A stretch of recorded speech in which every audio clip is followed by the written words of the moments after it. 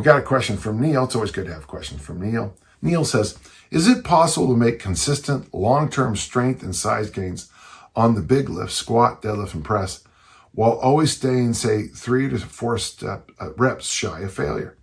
Yeah, I mean, what you just basically said is you're now in Marty Gallagher's program.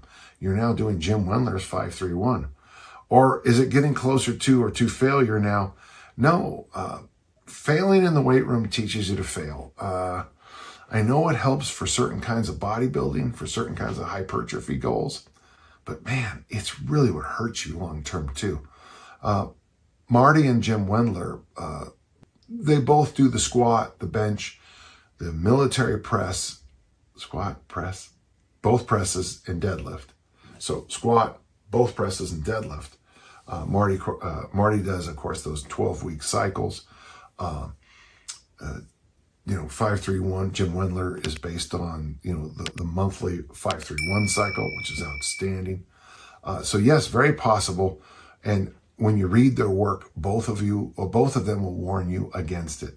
You can get very strong and very big doing this program. You need to have your technique locked down. You need to care about proper technique. You need to make sure you get the goals when you get them. And I would say, I know Marty would be comfortable with me saying this. I don't know what Jim would be, but you can't compromise on these programs, though. That's the one thing.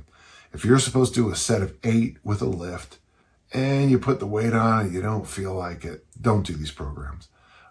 You've got to really push through that human tendency to want to, no one said it better than Charlie Francis, your lows are too high and your highs are too low.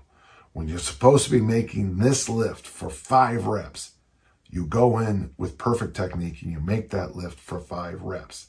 Yes, I know you could have done 6 or 7, and man, I don't want to see you doing 3. So yes, it is very, very, very possible. I would say, if there's something I see most often, is that when people are trying to get these qualities you're looking for, consistent long-term strength and size, what they don't do is they don't take the workout serious when they need to. I go into these typical gyms, and we got a lot of them in this area around me, and I'll look around, and one time I saw the guy, he was laying on his belly doing this. He was texting or whatever while doing a set of leg curls. His mind wasn't in his body. There ain't no way in hell you're going to be able to text while you're squatting 605 for 3. Not going to happen. Or pulling a plus 600-pound deadlift. You're not going to be texting while you do the rep, in my humble opinion. All right? So if you decide to do it, you've got to take the numbers seriously. And by the way, too, this will shock you. This is the hardest thing.